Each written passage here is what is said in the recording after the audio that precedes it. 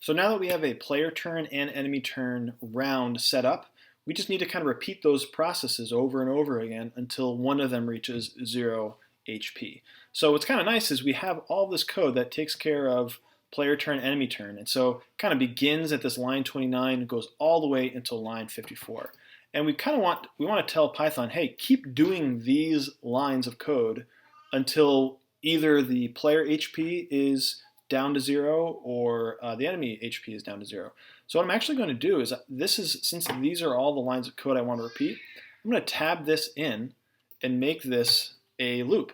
Now if we think about what kind of loop we want, we don't know how many times this loop will repeat, but we want it to repeat until a condition is true. So or while a condition is true. So this becomes a while loop. And I want this loop, this process to continue over and over and over while the player HP is greater than or equal to 0, and the enemy HP is greater than or equal to 0. And the reason why that I'm combining both of these is because if any one of them drops down to 0 or less, then the game should end. So now if I run this, here's my player name, here's my enemy name, and now we have all kinds of printouts. So this actually repeats over and over and over, and you can kind of scroll through to watch the HP go down and down and down and down until one of them reaches -7 HP. So, looks like the enemy won. That stinks. But now what we should do is we should have some sort of a printout after the loop that just says who won the game. So we'll say if player HP is greater than enemy HP, let's print player name wins. Otherwise, we're going to print enemy name wins sideways. Those are the two outcomes that can occur. Now notice that this is after the while loop. So maybe what I'll even do is I'll put a comment here and just say end game printout. Let's run this again. What is my name? Mr. Fritz. Who is your enemy? Evil Twin. Enter. Looks like the Evil Twin wins this one. Rats. And what you'll notice here too is that it looks like they both in this last round we encountered a point where we were both in the negatives, the Evil Twin and Mr. Fritz, and that's okay.